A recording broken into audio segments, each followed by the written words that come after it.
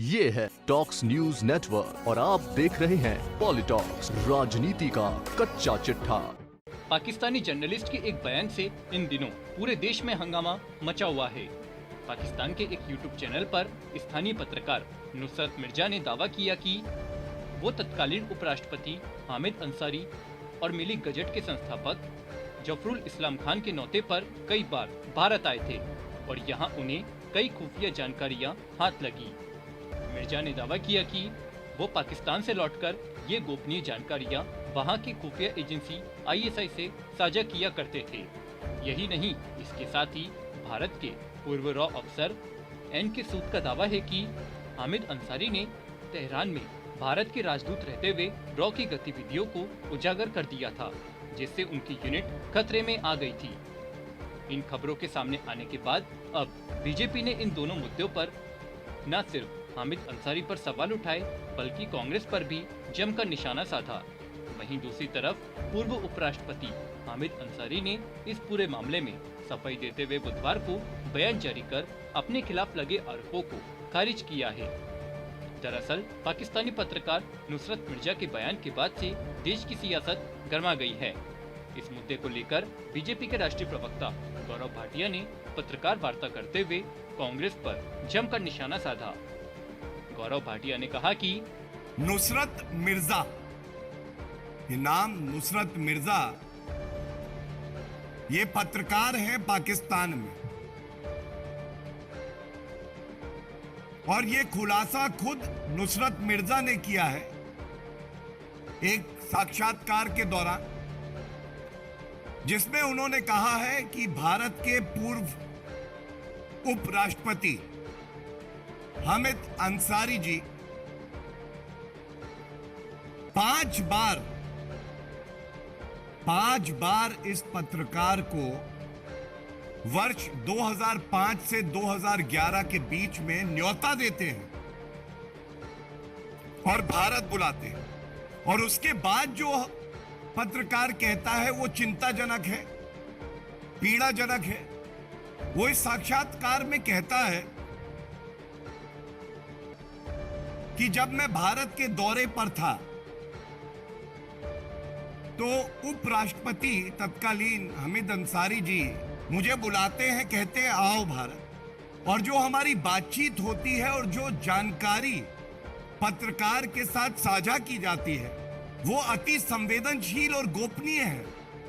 भाटिया ने आगे कहा कि तो ये पाकिस्तानी पत्रकार बताता है कि ये संवेदनशील अति गोपनीय जानकारी 1 बार नहीं, 2 बार नहीं, 3 बार नहीं, 4 बार नहीं, 5 बार जब वो भारत यात्रा पे आया, जो कि बुलाया गया, उसने ये जानकारी हामिद अंसारी जी से ली और इस जानकारी को भारत के खिलाफ इस्तेमाल किया गया।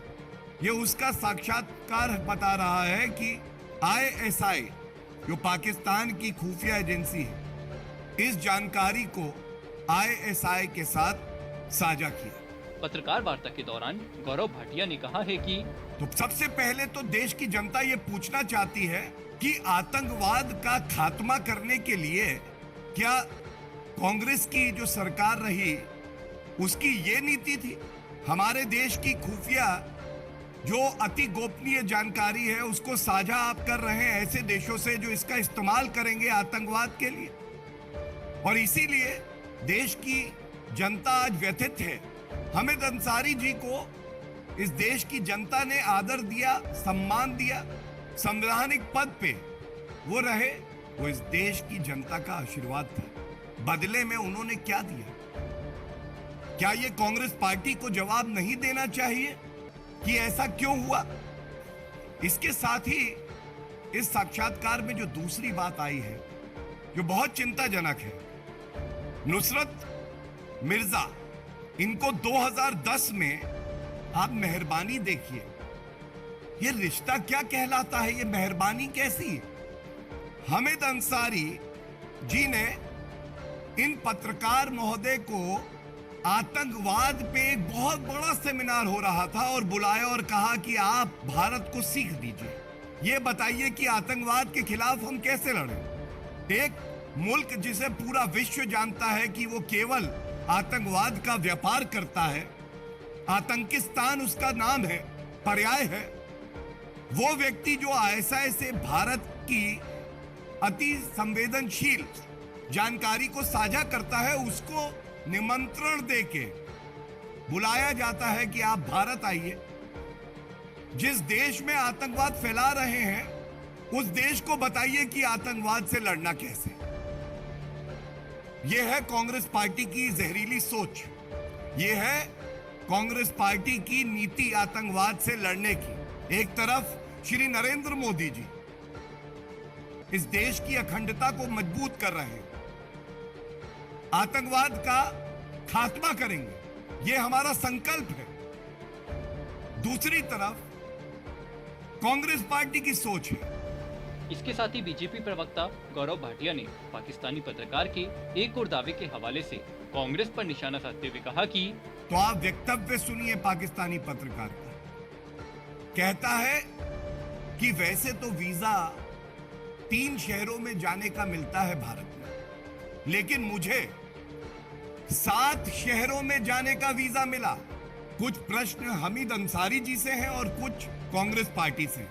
सोनिया गांधी जी, राहुल गांधी जी, सोनिया गांधी जी, राहुल गांधी जी तो शायद देश में नहीं है, लेकिन ये आशा जरूर है क्योंकि राष्ट्रीय सुरक्षा से जुड़ा हुआ मुद्दा है, वो भी इसका संज्ञान लेंगे और सोनिया गांधी जी और राहुल गांधी जी इन प्रश्नों का उत्तर देंगे। गौरव भाटिया ने कहा है कि हमीद अंसारी जी इससे पहले कई महत्वपूर्ण पदों पर रहे और जो जानकारी सार्वजनिक है वो इससे पहले ईरान के एम्बेसडर रहे। ईरान के एम्बेसडर वो रहे, सेवा उन्हें करनी थी भारत की, और वो ईरान के एम्बेसडर रहकर भारत की सुरक्षा में ही सेंध लगा रहे थे। वहां पे जो हमारे सरकार के कई प्रोग्राम्स रहते हैं जिससे हम अपनी देश की अखंडता को मजबूत करते हैं, उन ऑपरेशंस को सीक्रेट ऑपरेशंस भी होते हैं।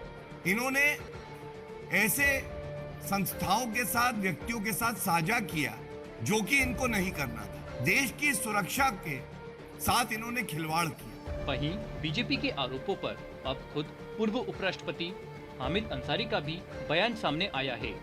हामिद अंसारी ने बीजेपी के आरोपों को बेबुनियाद बताते हुए कहा कि कल और आज मीडिया के कुछ हिस्सों में और भारतीय जनता पार्टी के आधिकारिक प्रवक्ता आरोप लगा रहे हैं कि भारत का उपराष्ट्रपति रहते हुए मैंने पाकिस्तानी पत्रकार नुसरत मिर्जा को बुलाया। मैंने उससे दिल्ली में आतंकवाद पर हुई एक कॉन्फ्रेंस में मिर्जा से मुलाकात की। ईरान में भारत का एम्बेसडर रहते हुए भारत की सुरक्षा में सेंध लगाई। यह सभी आरोप सरकारी एजेंसी पूर्व अधिकारियों ने लगाए हैं। अंसारी ने आगे कहा कि यह सभी जानते हैं कि उपराष्ट्रपति जिन विदेशी मेहमानों को बुलाता है उनको निमंत्रण भारत सरकार की सलाह पर विदेश मंत्रालय ही भेजता है। यह कहा जा रहा है कि मैंने 11 दिसंबर 2010 को आतंकवाद पर सम्मेलन का उद्घाटन किया था। जैसा कि सामान्य प्रथा है, आयोजकों ने ही मेहमानों की लिस्ट बनाई होगी। मैंने उसे कभी नहीं बुलाया और न ही उससे मुलाकात की। हामिद अंसारी की तरफ से जारी बयान में उन्होंने कहा कि ईरान में एम्बेसडर रहते हुए तत्कालीन सरकार को मेरे हर काम की जानकारी रहती थी। मैं कुछ मामलों में राष्ट्रीय सुरक्षा के वादों से बंधा हुआ हूँ, उन पर कमेंट नहीं कर सकता। भारत सरकार के पास सारी जानकारी है और केवल वही सच बता सकती है। यह भी एक जानकारी मौजूद है कि तेहरान के बाद मैं न्यूयॉर्क के यूएन के लिए देश का स्थायी प्रतिनिधि बनाया गया था। पॉलिटॉक्स ब्यूरो, दिल्ली। ये है टॉक्स न्यूज नेटवर्क और आप देख रहे हैं पॉलिटॉक्स, राजनीति का कच्चा चिट्ठा।